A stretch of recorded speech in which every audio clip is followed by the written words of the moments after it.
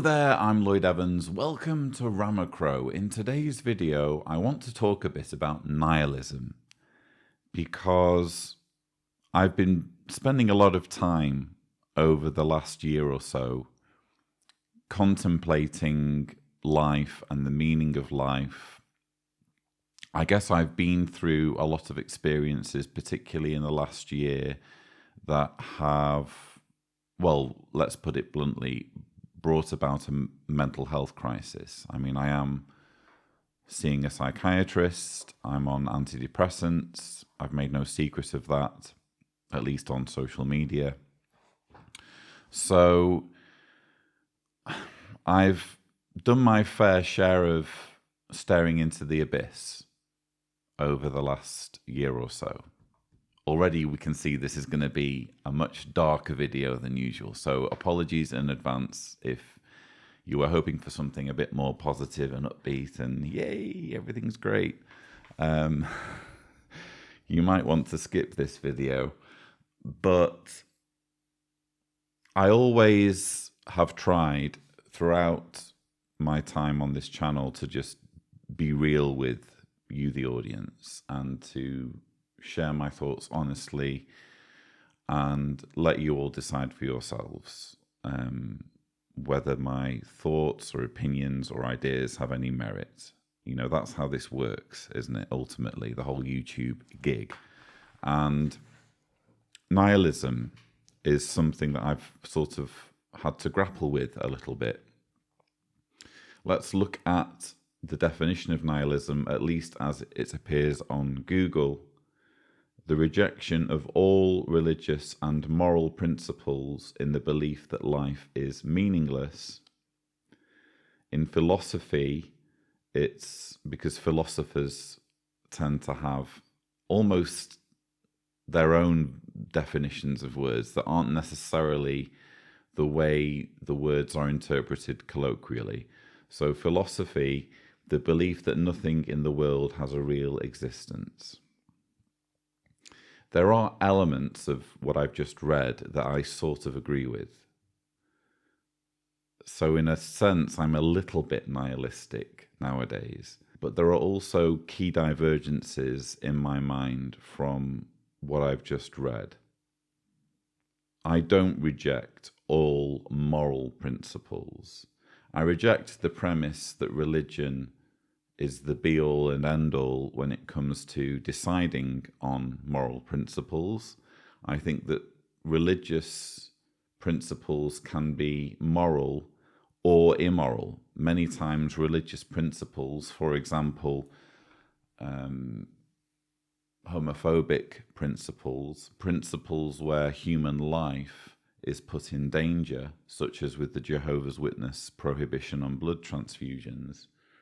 Some religious principles are, I would say, just manifestly immoral.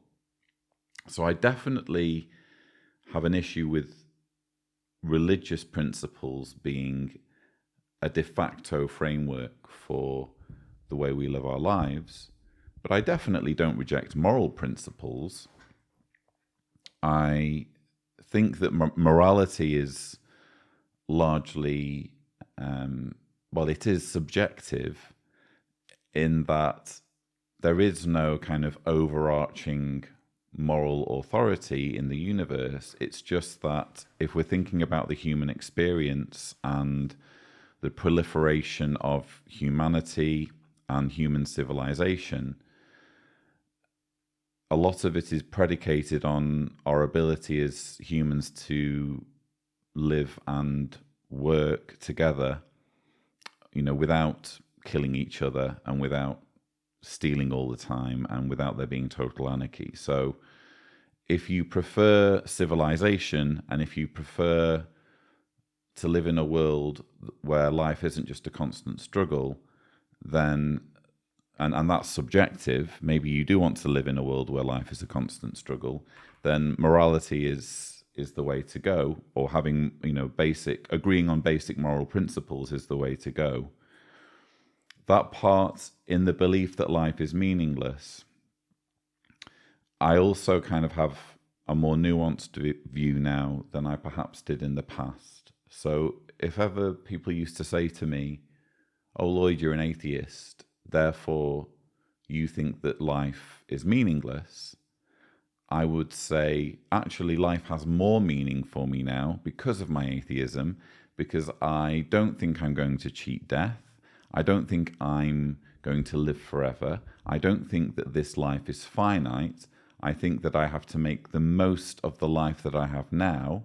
I think that the life that I have is highly improbable if we're talking about the statistical likelihood of my father's sperm meeting my mother's egg and all that kind of thing. So all of this kind of put together gives my life tremendous meaning. That used to be the way I used to think of things. And now I have to say, with all of kind of my mental health struggles over the last year or so, I do have a more nuanced view on whether life has meaning or not. I think that the meaning of life, like morality, is subjective. So you can, in theory, view morality as subjective and say, hey, I want to live in a world where there is total anarchy and people get to do whatever they want to each other. In other words, you can be a psychopath. It's just that the consensus doesn't want you in their world, so you're going to have to spend, more than likely the rest of your life in a jail cell because no one wants you around killing them or doing horrible things to them. So when it comes to morality, it's subjective. And when it comes to meaning in life, that too is subjective. We get to decide for ourselves whether life is meaningful or not. Or I think we should be able to reach that conclusion ourselves. Because now that I'm no longer religious, I don't have to assume that life needs to have an objective meaning.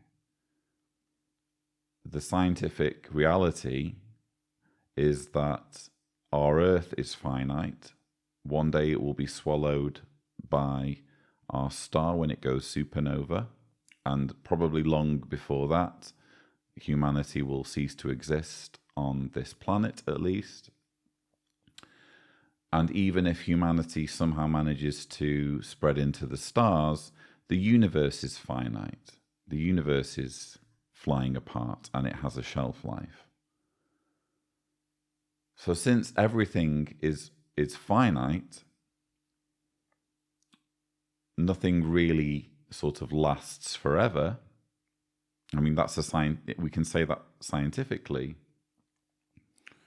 Objectively speaking, it's hard to make a case for life having at least lasting meaning or objective meaning.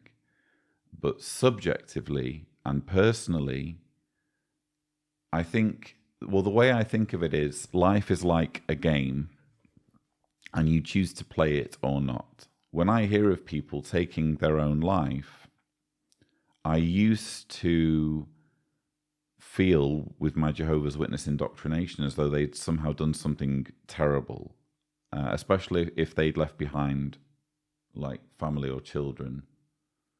I'd be thinking, what a terrible thing to do, and I'm sad for them and everything, but they, what they did was wrong. I don't think that way anymore, and that's not to say that I endorse suicide. I don't. But I think that if the meaning of life is subjective, then we need to allow for different people to arrive at different conclusions about whether life has merit for them.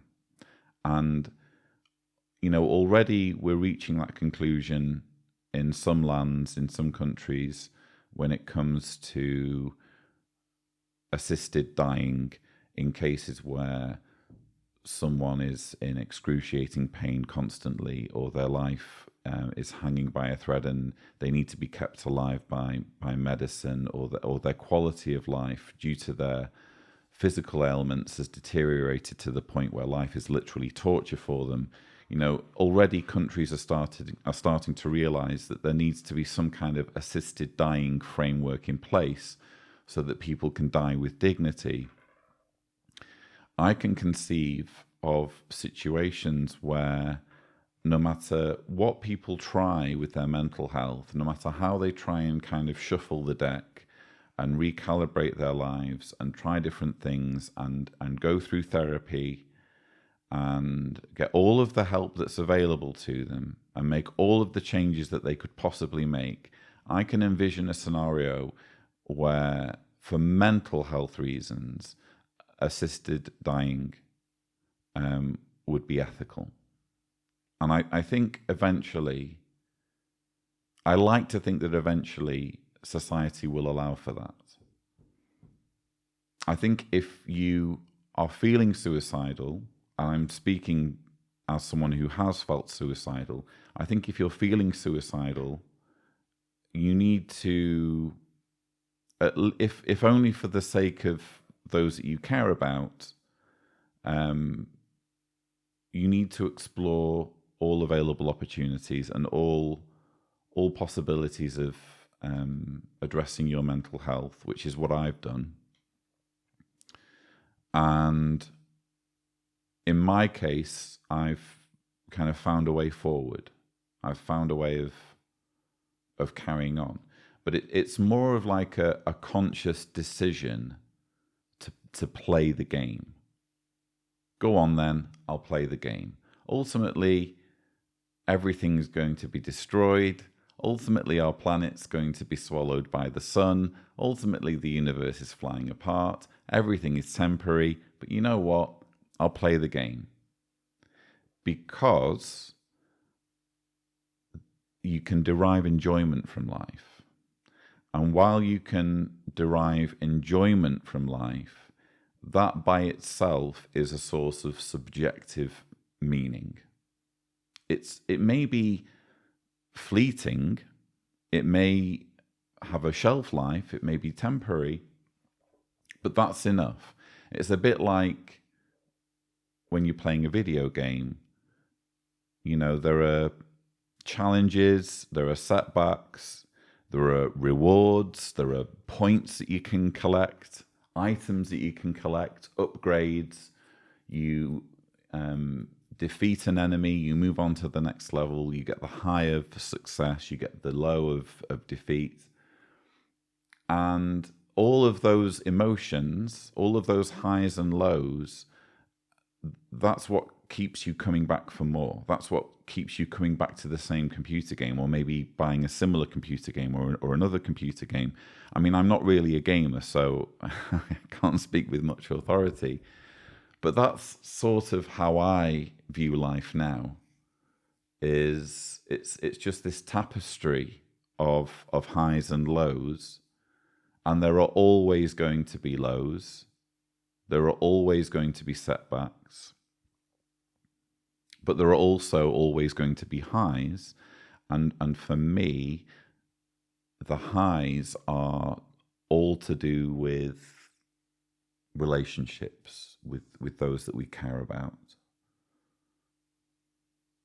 That's what provides me with probably the most satisfaction in life. It's just those moments that you can share with another human being. That's what makes it all worthwhile. And that's why I've made a conscious decision to play the game, to live. So I feel like I'm a little bit nihilistic in that I do think that objectively or ultimately life could be considered as meaningless. But I'm not nihilistic in that I think that subjectively, and that's all you really need, subjectively, life does have meaning. It certainly isn't contingent on religion as far as I'm concerned. If anything, at least in my experience, it's served to worsen my enjoyment of life overall. And it's been a real challenge to figure out a way of functioning, you know, without that crutch of religion where everything gets decided for you and you don't have to make any decisions for yourself, and you're told what is or isn't right or wrong, and what you should do, what sort of person you should be in a relationship with, what your views should be on a range of subjects. It's a real challenge to establish what your own moral principles are.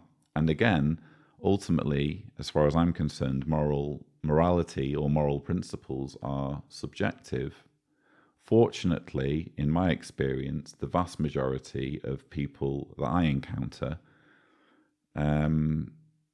again, want to participate in a system of civilization where there is basic agreement that, you know, we shouldn't cause harm to others, and that if you want to live in a world where your things aren't being constantly stolen or you're not being constantly attacked or whatever, you shouldn't do that to other people. Fortunately, I think that's the consensus. And that's why I would argue it's more to do with that than religion when it comes to civilization and, you know, the progress, the societal progress that humans have made. But in terms of finding meaning in life, I've definitely had a little bit of a shift as a result of my issues that I've had to contend with over the past year or so that I now have more sympathy with people who say, you know what, I've tried everything. I've tried recalibrating everything, and it's just not working. Again, I'm not saying that ending it all is what we should be striving for.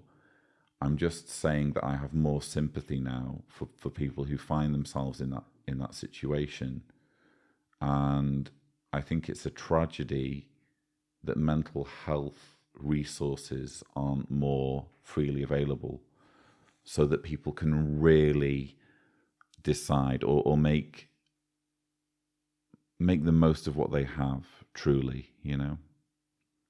I mean, I don't know what the situation is in other countries like America and Canada and Australia, but certainly in the UK, you're looking at months and months of waiting to see a mental health practitioner. And sometimes that's too long. Sometimes you need to see someone today or tomorrow, you know?